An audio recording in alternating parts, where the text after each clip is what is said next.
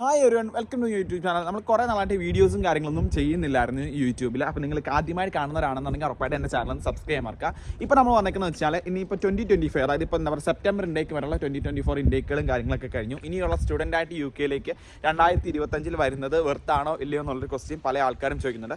അപ്പോൾ സ്റ്റുഡൻറ്റ് വിസകൾ UK-ലേക്കുള്ളതിനകത്ത് പുതിയ ഗവൺമെൻറ്റും മാറ്റങ്ങളും കാര്യങ്ങളൊന്നും കിട്ടുന്നില്ല. ഇൻ്റർനാഷണൽ സ്റ്റുഡൻസിനെ എപ്പോഴും വെൽക്കം ചെയ്യുന്നു എന്ന് മാത്രമാണ് പുതിയ ഗവൺമെൻറ്റിൻ്റെ തീരുമാനം. അത് അവർ ഓൾറെഡി ഗവൺമെൻറ് വന്നതിന് ഒരു 3 മാസത്തിന് ശേഷം തന്നെ അറിയിച്ചു കഴിഞ്ഞിരുന്നു. അതുപോലെ തന്നെ UK-ലേക്കുള്ള NHS റിക്രൂട്ട്മെൻറ്റുകളും കാര്യങ്ങളൊക്കെ എന്താ പറയുക നിലച്ച് നിൽക്കുന്ന ഈ ഒരു സാഹചര്യത്തിൽ ഉള്ള നിങ്ങൾക്കുള്ള കൺഫ്യൂഷൻസും കാര്യങ്ങളൊക്കെ കമൻറ്റായിട്ട് നമ്മൾ ചോദിക്കാം. നമ്മളതിനെ പറ്റി ഡീറ്റെയിൽ ആയിട്ടുള്ള വീഡിയോസും കാര്യങ്ങളും ചെയ്യുന്നതായിരിക്കും. അപ്പോൾ അതുകൂടാണ്ട് തന്നെ എന്ന് വെച്ച് കഴിഞ്ഞാൽ നമ്മൾ പറഞ്ഞത് സ്റ്റുഡൻറ്റ് വിസ. അപ്പോൾ സ്റ്റുഡൻറ്റ് വിസയ്ക്കകത്ത് പ്രത്യേകിച്ച് മാറ്റമൊന്നുമില്ല. 1 ഇയർ മാസ്റ്റേഴ്സ് കോഴ്സുകൾക്ക് 2 ഇയർ സ്റ്റേ ബാക്കും, അതുപോലെ തന്നെ 3 ഇയർ ഡിഗ്രി കോഴ്സുകൾക്കും 2 ഇയർ സ്റ്റേ ബാക്കാണ് ലഭിക്കുന്നത്. 18 വയസ്സിനും 20 വയസ്സിനുള്ള കുട്ടികൾക്ക് +2-ന് IELTS ഇല്ലാതെയും IELTSോട് കൂടിയും സ്കോളർഷിപ്പോട് കൂടിയും സ്കോളർഷിപ്പ് ഇല്ലാതെയും UK-യിൽ പഠിക്കാനുള്ള സാഹചര്യമുണ്ട്. നേഴ്സിംഗ് പഠിക്കുന്ന കുട്ടികൾ പ്രീ രജിസ്റ്റേഡ് കോഴ്സുകളാണ് പഠിക്കുന്നത്. അതുകൊണ്ട് വൺസ് നേഴ്സിംഗ് പഠിച്ചതിന് ശേഷം അവർക്ക് മറ്റുള്ള കാര്യങ്ങളൊന്നും നോക്കേണ്ട ആവശ്യമില്ല, ഡയറക്റ്റ് ജോലിയിലേക്ക് പ്രവേശിക്കാവുന്നതാണ്. നേഴ്സിംഗ് പഠിച്ച് നമുക്കിവിടെ ജോലി കിട്ടാതിരിക്കുന്ന ഒരു സാഹചര്യം ഒരിക്കലും UK-യിൽ കണ്ടുവരുന്നില്ല.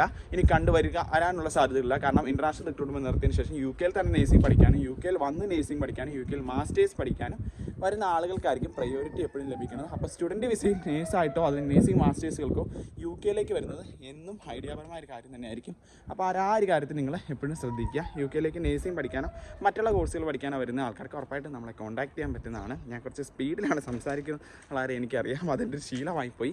ഞാൻ മാറ്റാൻ വേണ്ടി ശ്രമിക്കുന്നുണ്ട്. നമ്മുടെ പല സബ്സ്ക്രൈബേഴ്സും നമ്മുടെ പല ഫോളോവേഴ്സും നമ്മുടെ അടുത്ത് പറയാറുണ്ട് സ്പീഡ് കുറയ്ക്കണം ബ്രോ, മനസ്സിലാകുന്നില്ല എന്ന്. അപ്പോൾ നിങ്ങൾക്ക് എന്തെങ്കിലും കാര്യത്തിൽ ഇങ്ങനെയുള്ള കാര്യങ്ങൾക്ക് നിങ്ങൾക്ക് സംശയങ്ങളോ കാര്യങ്ങളോ കൂടുതലുണ്ടെങ്കിൽ ഉറപ്പായിട്ട് എന്നെ കോൺടാക്ട് ചെയ്യാനുള്ള കോൺടാക്ട് നമ്പർ ഞാൻ കൊടുക്കുന്നുണ്ട്. നമുക്ക് സ്റ്റഡി അബ്രോഡ് അഡ്മിഷൻസും കാര്യങ്ങളെല്ലാം നമ്മുടെ കൊച്ചി ഓഫീസിൽ നമ്മൾ കോർഡിനേറ്റ് ചെയ്യുന്നുണ്ട്. നമ്മൾ ഓസ്ട്രേലിയ UK ആണ് മെയിനായിട്ട് അഡ്മിഷൻസും കാര്യങ്ങളും ചെയ്യുന്നത്. അപ്പോൾ നമ്മൾ 4 ഇയേഴ്സ് ആയിട്ടുള്ള ഉള്ള ഫീൽഡിലുള്ള ആൾക്കാരാണ്. നമുക്ക് സ്റ്റുഡൻസ് വിസകൾ മാത്രമാണ് നമ്മൾ ചെയ്യുന്നത്. വർക്ക് പെർമിറ്റുകളെ പറ്റി നമ്മൾ ചെയ്യാറില്ല. കാരണം വർക്ക് പെർമിറ്റുകൾ വഴി വരുന്ന ഇഷ്യൂസ് പിന്നെ നമുക്ക് സോൾവ് ചെയ്യാൻ ഭയങ്കര ബുദ്ധിമുട്ടാണ്. കാരണം പല രാജ്യങ്ങൾക്കും പൈസ മേടിച്ച് വർക്ക് പെർമിറ്റ് കൊടുക്കാൻ ഒരു നിയമം ഇല്ലാത്തതുകൊണ്ടും അങ്ങനെ ചെയ്യുന്നത് തെറ്റായതുകൊണ്ട് നമ്മളത് പ്രൊമോട്ട് ചെയ്യാറുമില്ല, നമ്മളതിൻ്റെ പുറകെ പോകാറുമില്ല എന്നുള്ളതാണ് യാഥാർത്ഥ്യം.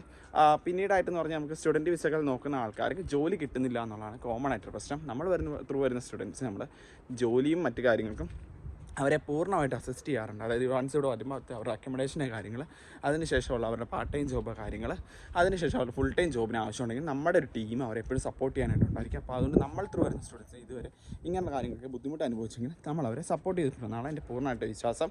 അപ്പോൾ അതുപോലെ തന്നെ ഇങ്ങനെയുള്ള സ്റ്റുഡൻറ്റ് വിസകൾക്ക് വരുന്ന ആൾക്കാർക്ക് എന്തായിട്ടാണ് എങ്ങനെ അപ്ലൈ ചെയ്യണം, എവിടെ അപ്ലൈ ചെയ്യണമെന്ന് അറിയത്തില്ലാത്തതാണ് അവർക്ക് പറ്റുന്ന ഏറ്റവും വലിയൊരു കുഴപ്പം. അപ്പോൾ ആ ഒരു ഇഷ്യൂസ് സോൾവ് ചെയ്യാൻ പറ്റുന്ന ഒരു കൺസൾട്ടൻറ്റിൻ്റെ ഏജൻറ്റിനെ അവർ നമ്മളിപ്പോൾ ആളുകളെ കണ്ടെത്തി കഴിഞ്ഞാൽ ഉറപ്പായിട്ട് നിങ്ങൾക്ക് ഇവിടെ വന്ന് നല്ലൊരു ജോലിയിലേക്ക് എത്തിപ്പെടാൻ പറ്റുന്നതായിരിക്കും. അപ്പോൾ